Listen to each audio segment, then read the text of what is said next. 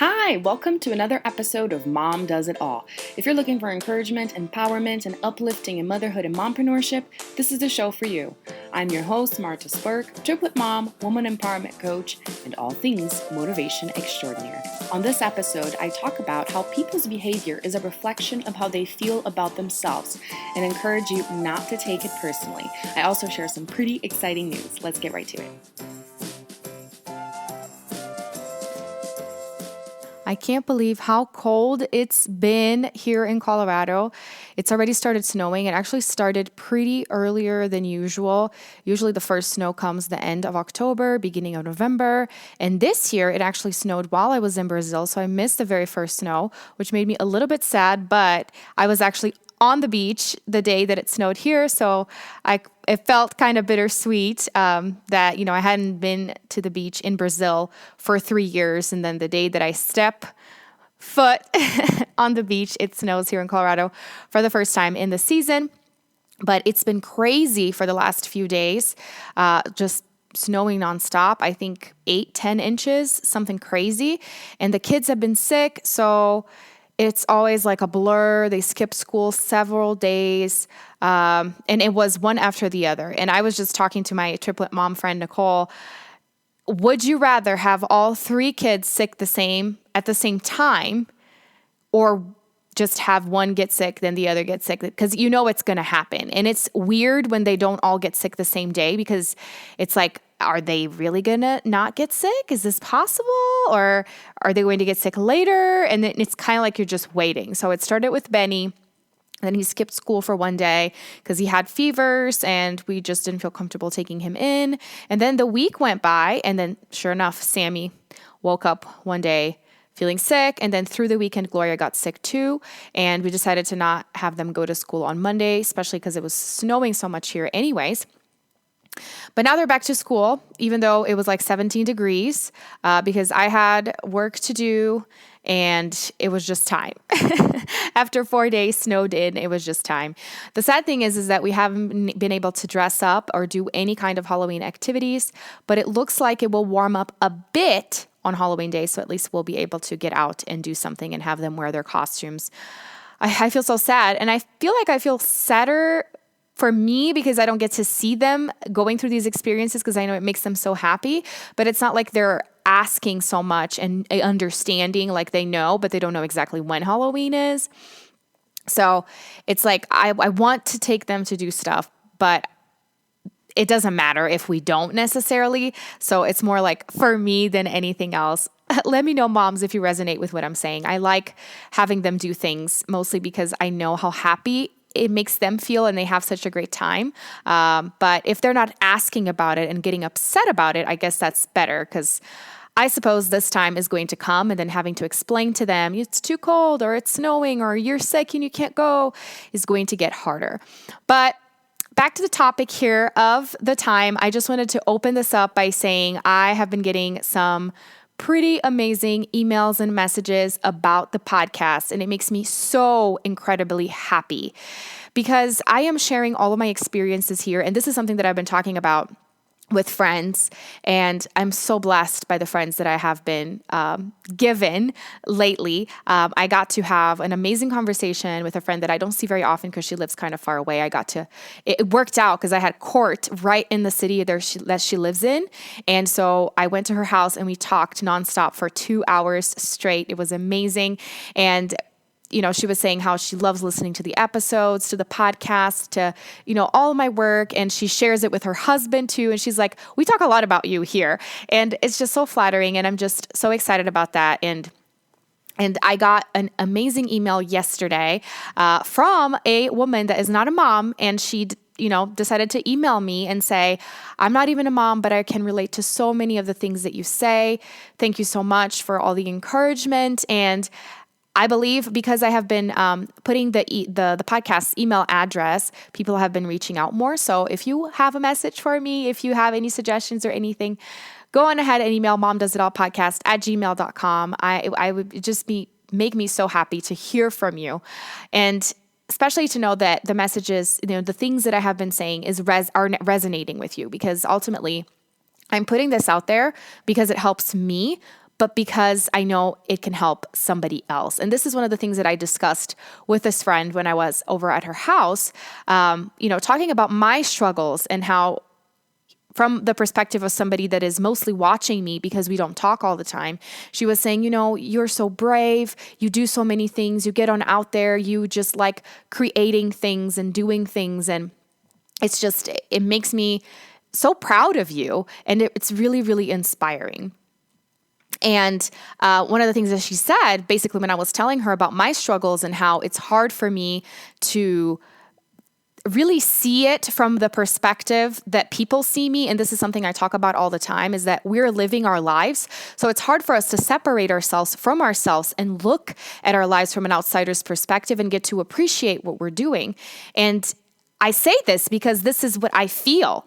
And sometimes I don't feel like I'm accomplishing enough that, when I attain a goal, it's like put my head down and start working on the next thing instead of really relishing on that amazing moment and on that victory and on that accomplishment. And then when I was saying all of this, she said, well, it's kind of like you're your own case study. And it's so true. I am my own case study. I'm like analyzing my life through this podcast, through my work, and showing this publicly to other women so that they're inspired to live their own journey, but to take inspiration from my journey because I'm sharing every step, the good, the bad, the hard, the easy, the victories and the failures and the wins, the losses, all of it, And it's not always easy, but it's really, really what I want to do. I want to be real and I want to show you that everybody struggles. And so, I hope you've been enjoying seeing my life as my own case study. And I have some pretty exciting news today.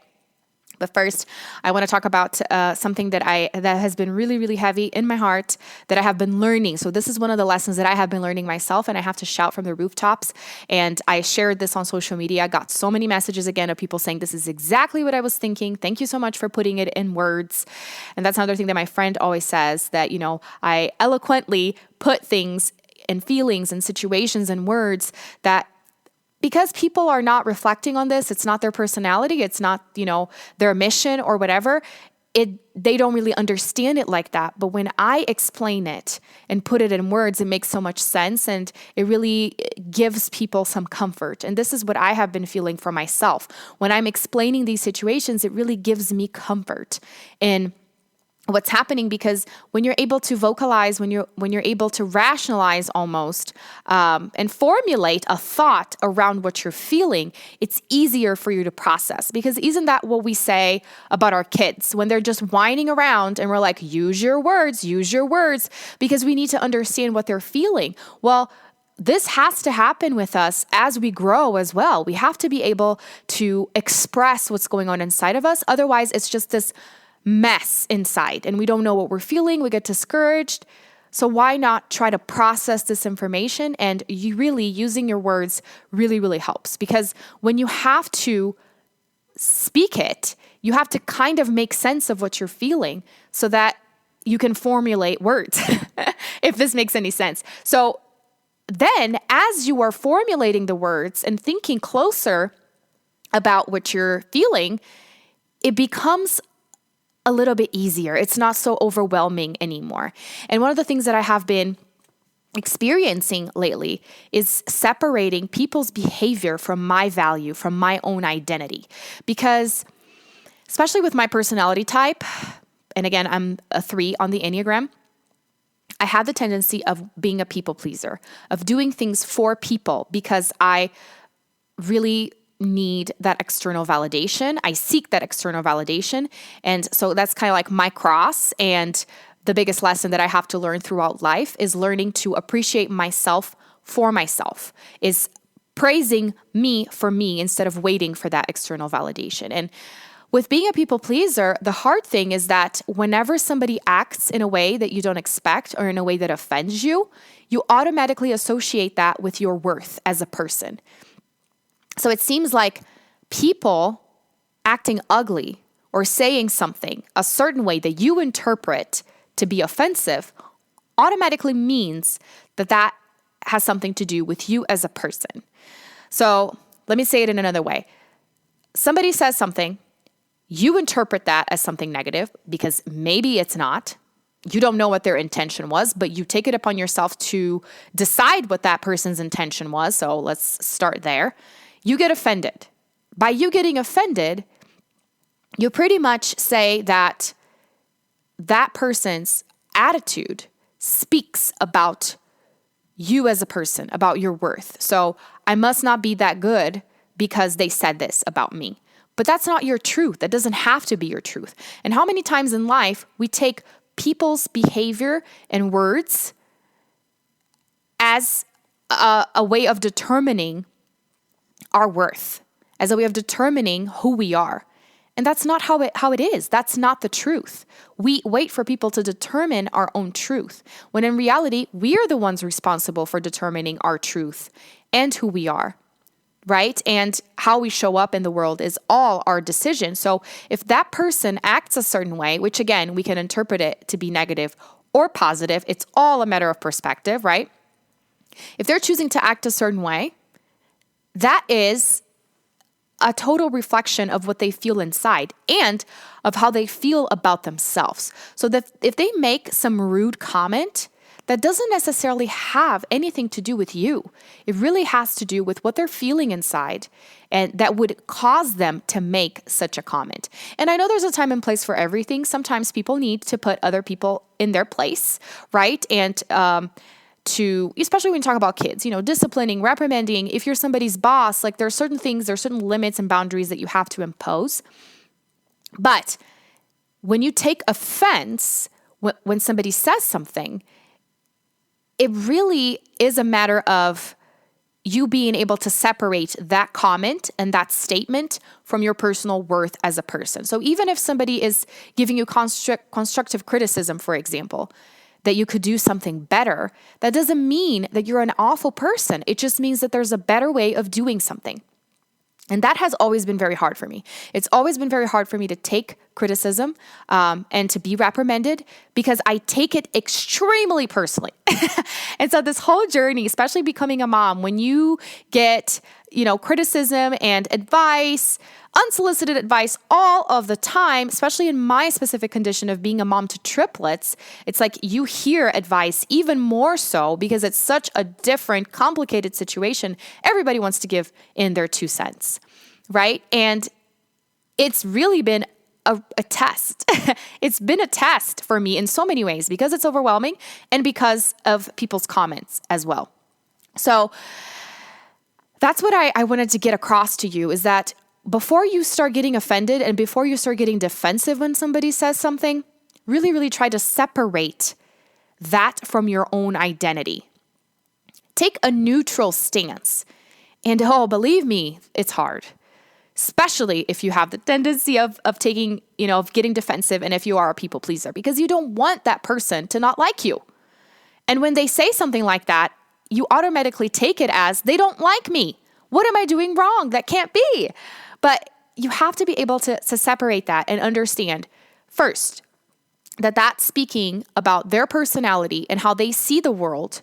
It has nothing to do necessarily with you as a person. So just learn to separate that. And all of this really comes from a place of love.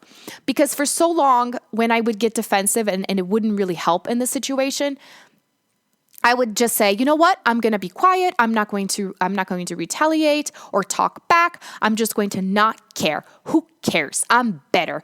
Whatever. And that attitude did not help me. And why is that? Because it's not coming from a place of love. It doesn't last long. Because you getting defensive versus you saying, I don't care, I don't give a crap, is the same thing. So it doesn't work. It's still animosity. It's still coming from a place of hate, coming from a place of it doesn't solve anything. And what I've been learning, especially when I talk about self-love and all of this, is that when you are able to separate yourself, it really is from a place of more self-love and from a place of love in general, because you are not taking offense, so you're not taking it personally, and you're not seeing that person from a negative stance. Oh, they're just jerks. No, they're dealing with their own things. No, that's the way they see the world. They have the right to do that. You see what I mean? You see that from a perspective of love. And this is what all of this self-love work does to you. It really helps you start seeing the world from a different perspective, from a perspective of forgiveness, forgiving yourself and forgiving others. And that's why I've loved this so much, because working on me personally has helped me to improve my relationships with other people, because it doesn't do me any good to hate everybody. Because again, if you hate everybody, it really means that you don't love yourself. When you start loving yourself, you have more peace. You have more peace to deal with other people, even the ones that act nasty, whether they really, really are acting nasty or you're interpreting it that way. You start interpreting things differently because you start seeing things from a different eye, from a different perspective, with different eyes. And I could go on and on and on and on, because I really love this topic, and it's really what I'm living right now. And it's making such a difference, because when you don't talk back and when you don't get defensive, the other person, the other side, they will notice. So the situation changes. It's not of stress anymore, because the other side is not contributing, right? I think there's a saying in Portuguese, I forget, but it's like, you can't really fight.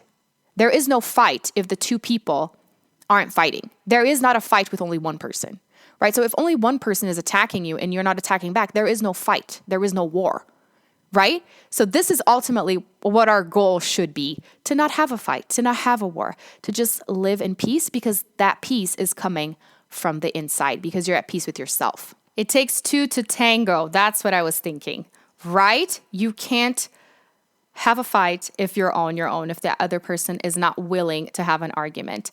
But so the exciting news is that I actually booked another segment on TV to talk specifically about what I do, because the very first time that I was on there had to do with the competition that I was in for the national anthem. And of course, I was able to talk a little bit about personal development and what I do coaching-wise, because I was talking about my behavior and how I handled the situation. But now that I got my foot in the door, I actually got to pitch something that is more related to self-esteem, self-image, which are all of the things that I love. So I will be doing a segment pretty soon here. I will let you guys know that I will be talking specifically about how the internet has made our self-esteem go down, essentially, because we compare ourselves so much, we depend so much on external validation, and there are things that we can do daily to change that, which is everything that I teach in my coaching programs, in the Empowered Woman School, and all of that. And the most exciting thing, too, is that I will be advertising my very first live event when I get to do that.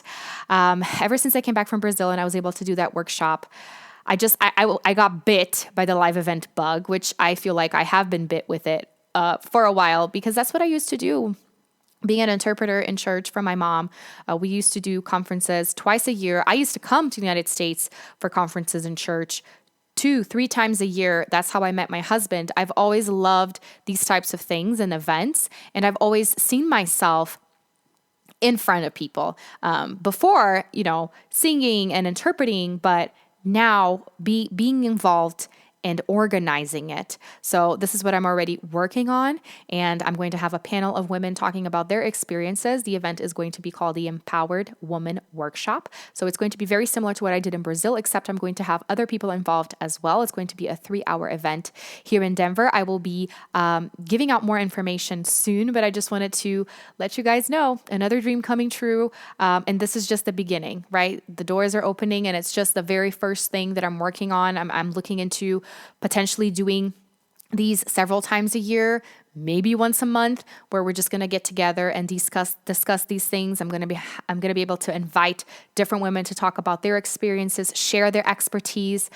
Eventually, I see myself being able to invite people from out of state and afford for them to come and share their knowledge. And I am just so flipping excited for the women that are involved with this already. I will be sharing more details, you be sure, but just know, if you're in the Denver area, be prepared for coming to the event in December. I'm going to be releasing the dates and more information pretty soon here. Thank you so much for tuning in today. I hope you got some encouragement out of this, and also hope you can make it to my event if you're in Colorado. Don't forget to connect with me on social media or send me an email with your thoughts and suggestions for the show at momdoesitallpodcast@gmail.com. Until next time, bye.